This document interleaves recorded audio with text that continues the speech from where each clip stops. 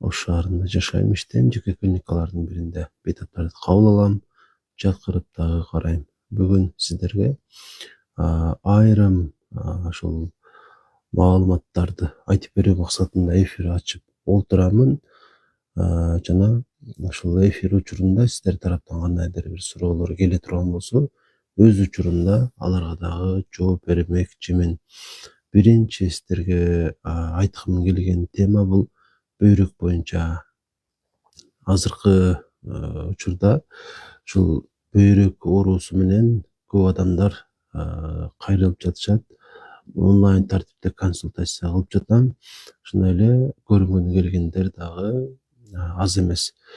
Ушул орунда айтып кое турган нерсе, көпчүлүк ушул көрүнгөнү келген адамдар адашып келишет да. Айткым келгени, бел ооруну бөйрөк оору деп келгендер көп.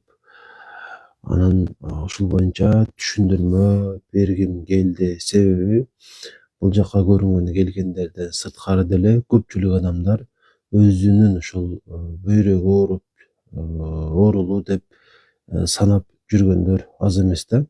Ушуну сиздерге азын-аулак түшүндүрүп өтсөм. Албетте бөйрөк ооруган учурда дагы бел оорушу мүмкүн. Бирок ушул белиңиздин ооруганы сөзсүз эле бөйрөк ооруганын билдире бербейт. Ушуну түшүнүп алышыңыздарды мен каалайт элем. Эгерде бөйрөк ооруй турган болсо, ал оору симптом бериши кыйын. Анткени өзүңүздөр жакшы билгендей, ички органдар, ошол катары биздин бөйрөктөрүбүздө дагы сездиргич нервдер дээрлик жок болгондуктан ал оору симптом бере бербейт. Оору симптом болуп жатабы, демек ал башка себептен болуп жатат. Айрыкча радикулиттен болушу мүмкүн, же болбосо грыжа, ушундай бир маселелерден улам ушул белиңизде ооруксунулар болот да. Анан кээде мисалы эркек кишилерде простатит болсо дагы бел оорушу мүмкүн. Мындан сырткары аял кишилерде ушул өздөрүнө таандык ооруларда дагы ушул бел, буттарга кошулуп ооруксунулар болот. Ушул себептүү бардык нерсе үчүн эле бөйрөктү күнөөлөй бербеңиздер. Бөйрөк ооруса эмне болот? Эгер оору козгоп калган болсо, курч болуп ооруп жаткан болсо, азыркы учурда биринчи боло турган нерсе бул дене температурасы көтөрүлөт сөзсүз түрдө. Жана сараңыз өзгөрөт. Адаттагыдан көбөйүп калышы мүмкүн. Айрыкча кечкурун көбүрөөк чыгып башташыңыз мүмкүн. Белиңиз, капталдарыңыз, буттарыңыз кошулуп оорушу мүмкүн. Мындан сырткары тамак болгон табит жоголот, уйку начарлайт деги эле көп нерсе болот да. Эгер бөйрөк чын эле ооруп жаткан болсо, эмне өзүң уктабай жатасың, түн болду го, менен ишиңиз болбосун, каалаган маалда уктаймын. Ошол бөйрөк ооруса өйдөдө айтылган белгилер болот. Анан ушул эле айтып өткөн нерселер бул таптакыр бөйрөккө тиешеси жок эле ооруларда дагы болушу мүмкүн. Айрыкча бел оорусунда өйдөдө айтып өттүм, протрузия, грыжа, радикулит, ушуларда дагы биздин белибиз ооруйт.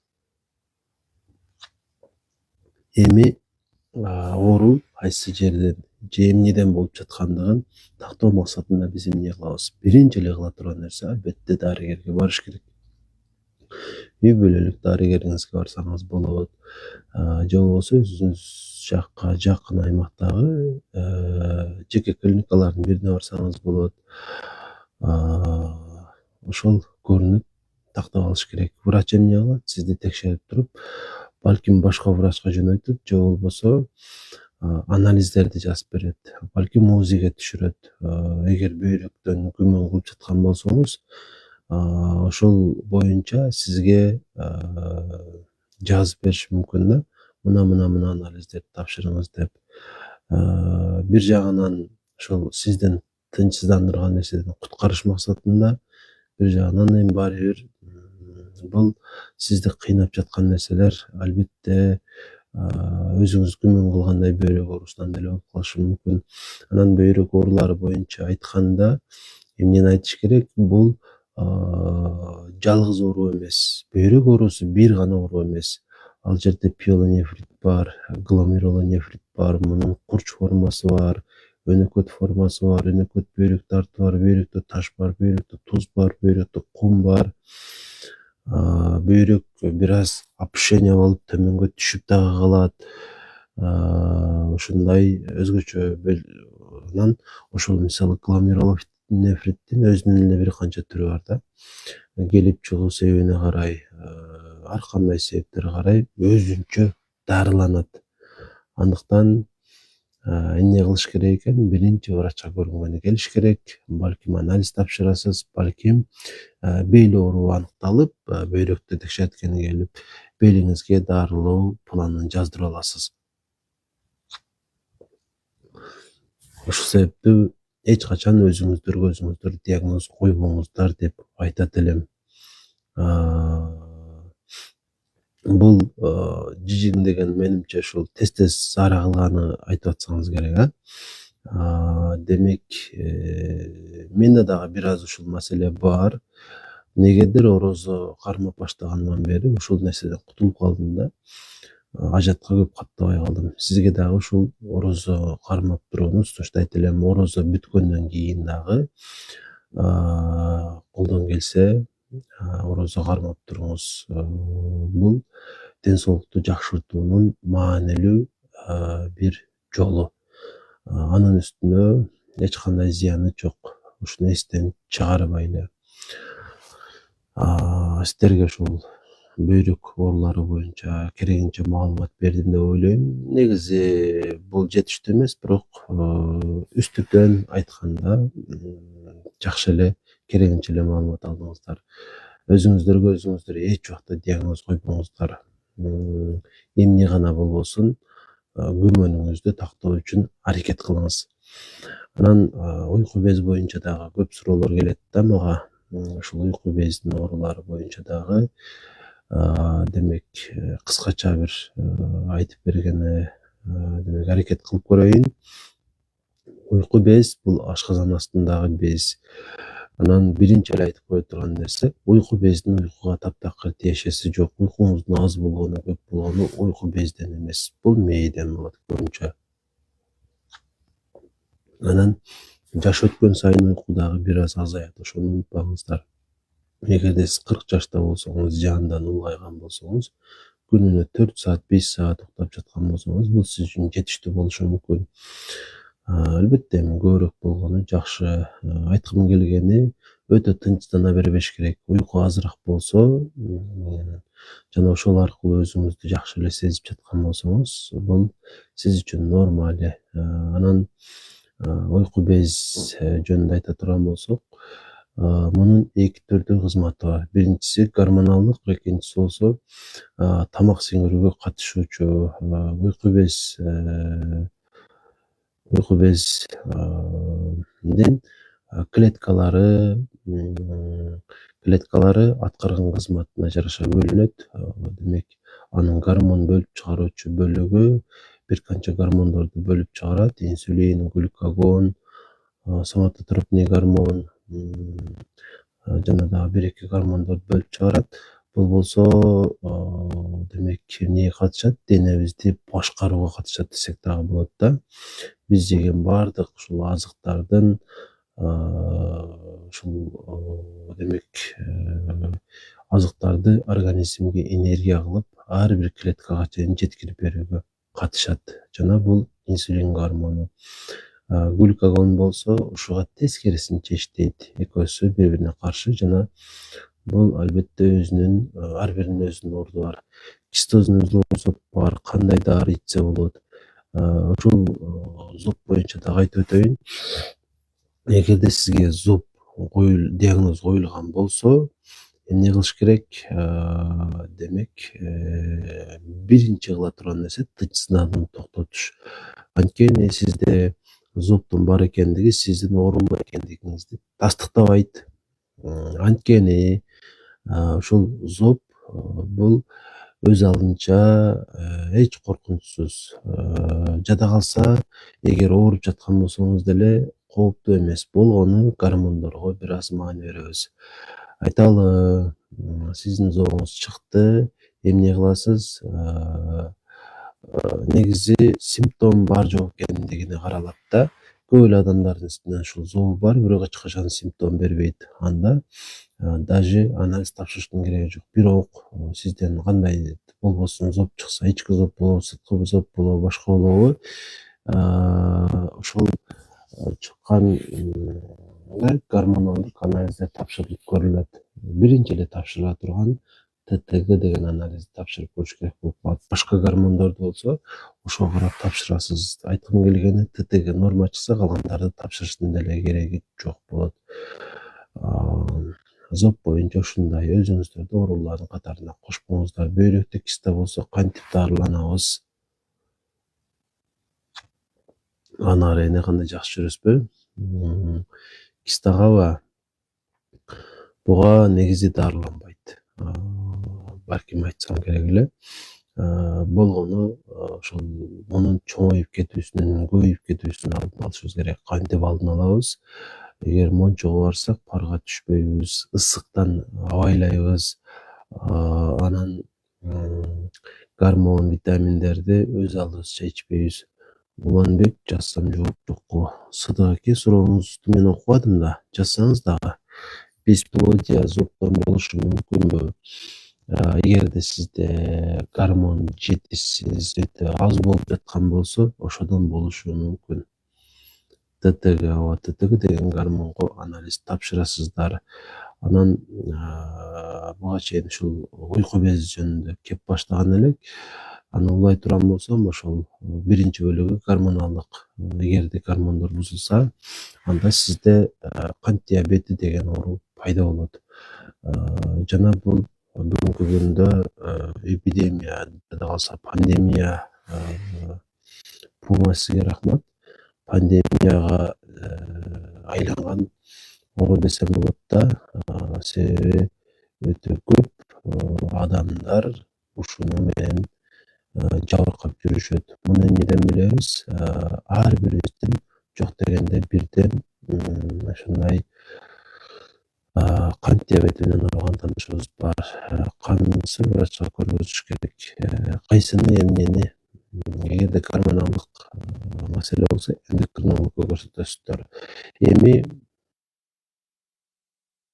бериши мүмкүн, цистит дагы температура берет. Эгер цистит азыркы учурда козголуп жаткан болсо, жөнөкөй жанагы канифрон деген таблетка барго, ошону ичип көрсөңүз, ошол дагы жакшы жардам берет. 2 таблеткадан 3 маал 10 жакты күн ичип койсоңуз, канифрондо ошонун жардамы менен жакшы болуп каласыз, Кудай буюрса. Анан эгерде ошол уйку бездин экинчи кызматы, алейкум ассалам, менин чыканак сөөгүм ооруп жатат. Оң жак чыканак 20 күндөй болду. Эгер ооруп жаткан болсо, дарыланыш керек болот да. Таблеткалар жардам бериши кыйын бул жагдайда. Ошон үчүн мен сизге ушул уколдарларды жаздырып алып, ошолорду алышыңызды сунуштайт элем. Мындан сырткары физлечение да алышыңыз керек. Парафин алып көрсөңүз болот, же болбосо электрофорез алсаңыз болот.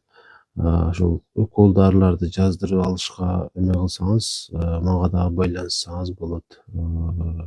WhatsApp'тан 0504 44 55 28 номерине 0504 44 55 28 номерине жазсаңыздар, ошол боюнча лечение жазып берем. Албетте төлөмү болот. Аны ошол жеке байланыссаңыз айтам.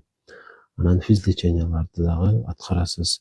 Сизге барып көрүнсөм болобу зоб боюнча, адрес кайсы жакта? Албетте болот, Пума келиңиз, колдон келишинче жакшы карап беремен. Жанагы сиз эфирде отурганда разговор жөнөттүм эле го деп айтып койсоңуз, эме Ош шаарында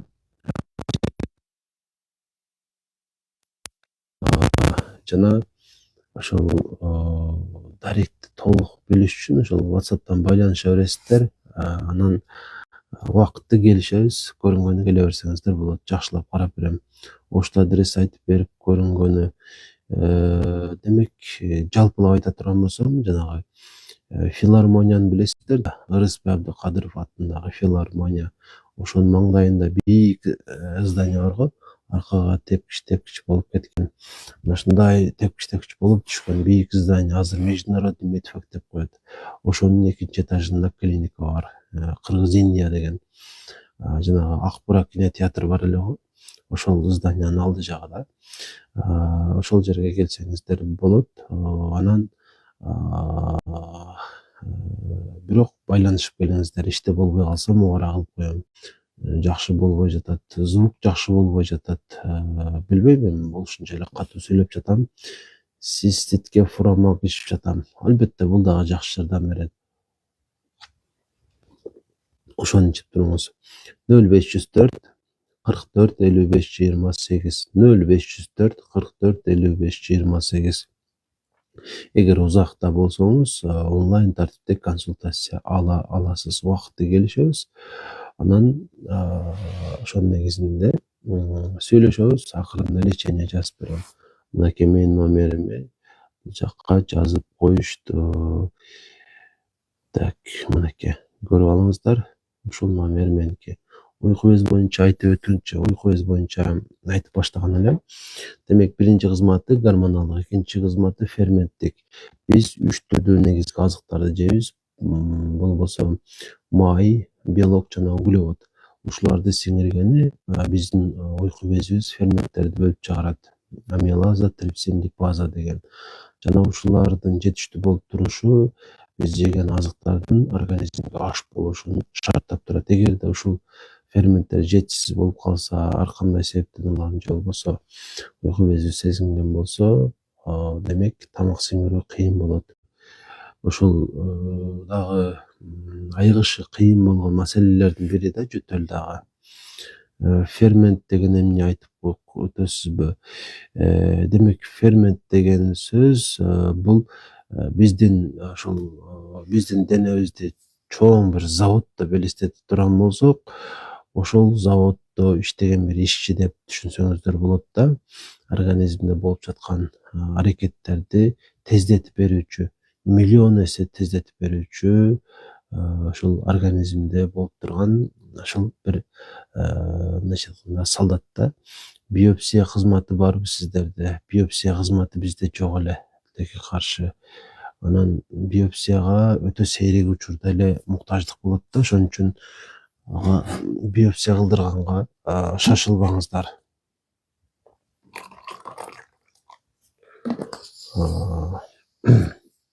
Жөтөл жөнүндө сүйлөп жаттым эле. Демек, эгерде сиз бронхит болсоңуз, пневмония болсоңуз, анан эмне болот? Албетте ооруп кыйналасыз, көп нерселер болот, какырык чыгат, температура болот, денеңиздин көп бөлүктөрү ооруйт. Жана сиз албетте айыгасыз. Бардык симптомдор кетет, бир гана жөтөл калат да. Жана бул көпкө чейин созулушу мүмкүн. Бирок мындан чочубаш керек, бара баары бир калып кетет. Жөтөлдөн коркпоңуздар. Жөтөл бул защитный механизм.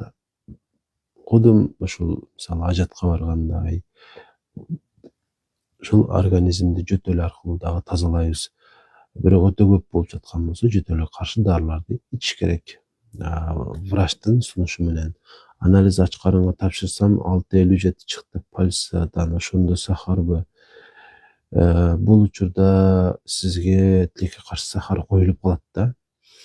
Бирок эми көп нерседен көз каранды. Ошол сиз текшерген аппарат канчалык деңгээлде ишеничтүү, сиз канчалык деңгээлде ач карын тапшырдыңыз. Мисалы, тишиңизди жууп келген болушуңуз мүмкүн, башка болушу мүмкүн. Ошон үчүн такташ керек болуп калат. Келишиңиз керек, көрүнгөнү келсеңиз, ушул сизде сахарный диабет бар жок экендигин тактап бере алабыз. Симптомдордон эле билинип калат. Бирок сахар болгондун алгачкы мезгилдеринде көпкө чейин айталы жарым жыл, 1 жыл жадай калса 2 жылга чейин дагы адам билбей жүрө бериши мүмкүн. Ошон үчүн чек-ап деп коет. Зарыл болгон бир 4-5 анализди тапшырып туруш керек да, алдын ала. Анткени көпчүлүк оорулардын алгачкы белгилери пайда болгондо оору өтө күчөп кеткен болот. Ошон үчүн текшерип туруңуздар. Ички органдарды, мисалы жүрөктү, боорду, бөйрөктү, эң зарылдары ушулардын анализдерин тапшырып туруш керек. Ошондо Кудай буйрса начар оорулардын алдын алган болобуз. Мен сиздерге бүгүн айткым келген сөздөрдүн баарын айтып бүттүм. Эгер сурооңуздар болсо жазыңыздар, болбосо эфирде демек жыйынтыктаймын. Ушул эле азыркы болгон видео деп коебуз эми. Эфирде жарым сааттан ашык эфир болду. YouTube каналыман дагы эртегиден көрө аласыздар. Ошол жака кирип бардык суроолор, жоопторду уксаңыздар болот. YouTube'дан доктор Аманбаев деп жазсаңыздар, менин баракчам чыгат. Жана акыркы видео ушул азыркы эфир болот. Жана Кудай буйрса сиздерге керектүү болгон пайдалуу маалыматтарды мындан ары дагы байма-бай чыгара берем. Бардык соц тармактардан эгер катталуучу боло элек болсоңуз, менин баракчаларыма сөзсүз түрдө ал жактарга, ушул TikTokко дагы катталып коюшуңуздар керек. Анткени тастыкталган сиздерге пайдасы тие турган маалыматтар чыгат. Мейли анда барыңыздарга бейпүлтүн, жакшы эс алыңыздар. Суроолоруңуздар болсо комментарийге жазып кое бериңиздер видеолордун астына. Мен жооп берем буюрса.